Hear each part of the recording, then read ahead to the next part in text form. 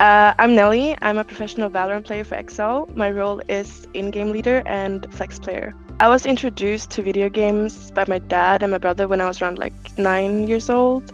I played mostly like Doom and some World of Warcraft at that time. And when I was 14, so like 10 years ago, I got introduced to CSGO and League of Legends. But it wasn't until I was 17 that I really understood what esports really is about. I got scouted to join a CSGO team and at an esports school in north of Sweden.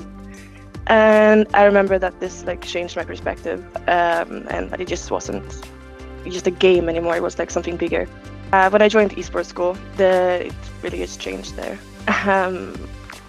I broke a tendon on my finger, on my mouse hand, and I had COVID during the last VCT. That was like the worst thing possible. That was rough. I've won a couple of LANs when I was younger, but for me the biggest achievement is finding lifelong friends and of course joining Excel. Winning VCT. That's all. That's the biggest goal.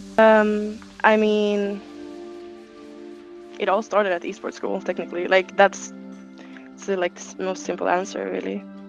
They taught us everything about where to go and who to talk to, and just finding people who have the same goals and building teams and everything around it. Yeah, this was one of the first ones that they had in Sweden. This was 2016 or something. It was really cool. I would say just the right mindset and patience and dedication. I make sure I have routines, and I'm also very blessed that I have a lot of supportive people around me that I can talk to. Kind of the same as the last question. It's just about routines and finding the time to do stuff outside of practice and outside of just playing Valorant, play other games or go have a coffee with a friend or anything. Probably the expectations I have on myself. You always want to be the best, you know.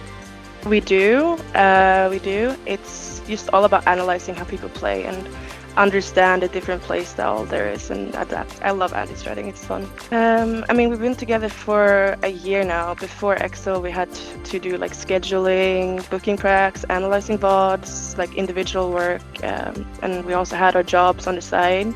Now we have this amazing support system and amazing people who work hard for our success as a team. So yeah, it changed a lot. Certain people has already met before. I know me and Puri and Kata met before, and some others. But this was everyone together, you know. So it was really good. It was really nice to see everyone's face finally. Just work hard. It's not just about aim. That's the biggest one. It's not just about aim. It's being a good person too, and being able to take criticism well, and there's a lot more to it than you think. As a woman, I'd like to talk to women who hasn't, you know what I mean? Of course, you know, there's always gonna be people who's being toxic. If it's in a comp game, I just mute them. And move on with my life, you know, it's not worth. When it comes to competitive games, we've all had a lurking Reina in our games, you know, and just don't forget that you have a choice to not be toxic, and it's an actual person behind the other screen, you know. Just be nice. If you join a game and everyone's nice, then that just motivates more people to play. So